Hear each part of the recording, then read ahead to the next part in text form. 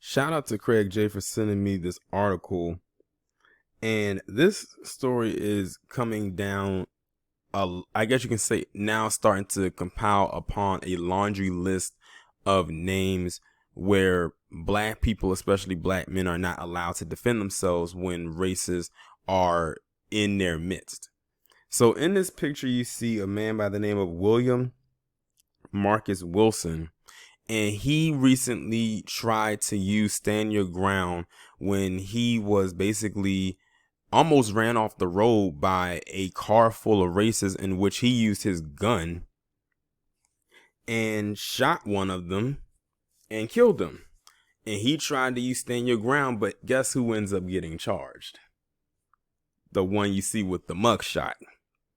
I can't tell you how many stories I've done with black people, especially black men, who tried to use stand your ground, especially when stand your ground was in the state that they were in, and they could never, ever pretty much win their case. Now, it was one incident that happened in a northern state. I want to say it happened in PA a few years ago, where you had a black man who pretty much did the same thing that this guy did, and he ended up getting arrested and spent some time in jail. He went to court and he ended up winning his case. But it's a shame that when it comes to staying your ground, to me, it seems like that law, not even seems, but it is a law that's just geared more so to a certain group of people. Every time a certain work for us, or this happens so it can't work, and there's always some loophole when it comes to us using the stand your ground law, even though you are within the grounds of using it. The article reads, a black driver jailed after fatally shooting a truckload of belligerent racists trying to run him off the road should be held to the same legal standards as white defendants who cite Georgia's stand your grounds law. And speaking of that, now that they say Georgia, now that I have a location, this also reminds me of the other incident that happened in Georgia where it was stand your ground with this black man and his girlfriend were at some bar and some racist was coming after them. And he used this stand your ground right and shot that racist, and I think he killed him. And then they threw him in jail. So you see, it's a pattern.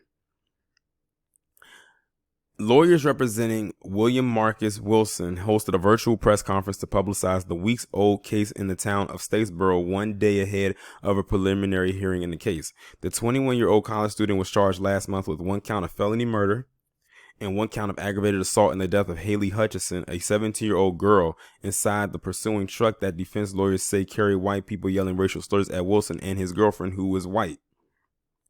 But Wilson is legally allowed to carry the weapon he used to defend himself, his lawyer said, and should have never been charged in what they described as an unfortunate consequence. The situation unfolded June 14th when Wilson and his girlfriend went for a late-night drive to Taco Bell. After getting their food, they say a truck began following them, with its occupants yelling racial slurs and trying to run them off the road. The truck was allegedly playing music from The Purge, a movie about one lawless night every year when vigilantes are all but encouraged to go wild with violence. Believing his life was in danger, he fired off a warning shot that struck Hutchison, according to an online petition demanding Wilson be freed from the Bullock County Detention Center. So in that statement right there, he didn't even mean to shoot this person. He said it was a warning shot, which means it was just meant to scare them, but it's just so happened that the bullet hit this person and they died. Mark Wilson and the occupant and his girlfriend were in sheer terror that night. Francis Johnson, a civil rights attorney based in Georgia, finally someone who was not Benjamin Crump, said during a press conference. They expressed that to law enforcement. We think evidence will show that what Mark confronted was a black man's worst nightmare. When asked how he could be sure the incident was racially motivated, Johnson scoffed at that choice of language and said the people inside the car chasing Wilson were yelling phrases like the N-word, your lives don't matter, and called his girlfriend an N-word lover. He declined to comment, and I think that's probably what made them go after them, seeing that this black man was with a white woman. He declined to comment when asked how many times Wilson shot his gun. Johnson said the Statesboro Police Department mismanaged the case from the start by immediately criminalizing Wilson despite state laws that should afford him his freedom. It is the same law they said that delayed arresting Ahmaud Arbery's killer for more than 2 months, and also the same law that allowed George Zimmerman to be acquitted of killing Trayvon Martin in 2012. Mark Wilson and his girlfriend were not believed. Instead, they were treated like criminals. They were criminalized from the very moment this case began. They've been maligned with misleading statements from the community to suggest that they are members of Antifa. As of Monday, the people inside the truck chasing Wilson have been arrested, and Johnson said the truck involved was never even impounded, let alone inspected. He said the people in the truck are known in Claxton, a nearby city. They have a reputation, he added without elaborating. Lawyers said they were reviewing closed circuit security video footage from nearby businesses that night. However, while portions were able to be recorded, the alleged chase and the shooting took place in an area without any surveillance cameras. How convenient. Johnson said the police arrested the wrong person and that Wilson was not to blame for being a victim of a racist circumstance that he legally defended himself from, to unfortunate results. The people in the truck should have been charged with felony aggravated assault and charged with death of a passenger in their vehicle. Mawuli Davis, one of the other lawyers representing Wilson, agreed that the case shouldn't have been handled the way that it was and that there should be no charges against him. Other lawyers on Wilson's legal team include trial attorneys Martha Hall, Gary Spencer, and Nefertara Clark.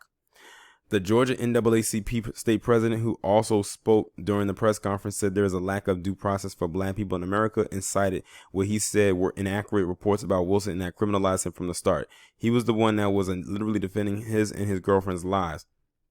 James Major Woodall said, black people's lives are not as important and valued under the law.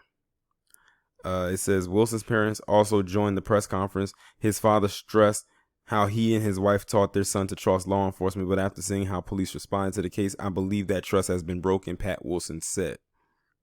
To know that he has been labeled or he has been pictured as someone that is part of terror is so disheartening, he added. I know this young man has been about love, about peace. He did all he could to make a difference, to save not only his life, but he was more concerned with her life.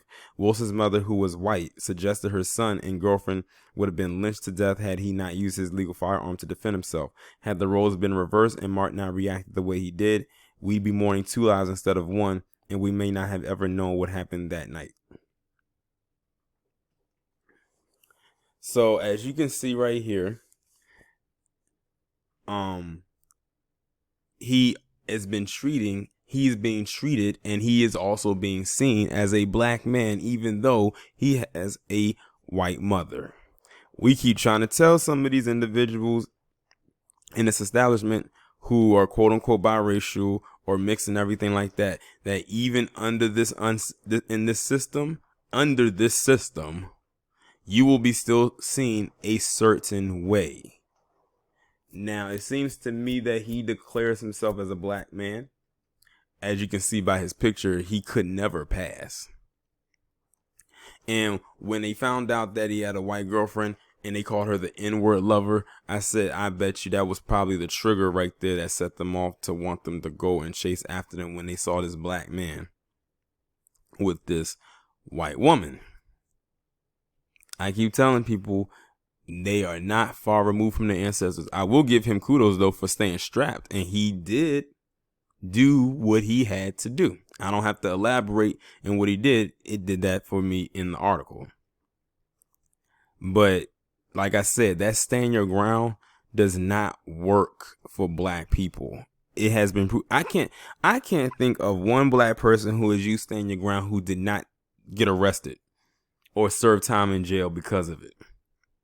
Even the guy I was just telling you about who beat his case, he still had to go to jail for some time before he actually went to trial and won his case for what he did. And this happened in a state that I don't even think has stand your ground. I'm not sure if it had it or not, but he won his case. But like I said, we've seen so many stories where black people, both men and women, have tried to use stand your ground, and it never ever works for them in their favor, at least not at first, and not as swift as it is if it was their Caucasian counterparts. But I do hope that he is able to beat his case. He should definitely not be in jail because he didn't do anything wrong. He was protecting himself. It was either him, his girlfriend, or it was going to be them, and he decided it was going to be one of them that day in that vehicle because they was going to try to run him off of the road. And the thing is, I bet you if that had happened with him, it would have been an open and shut case, and they would have made up an excuse for the people that ran him off of that road. I guarantee it.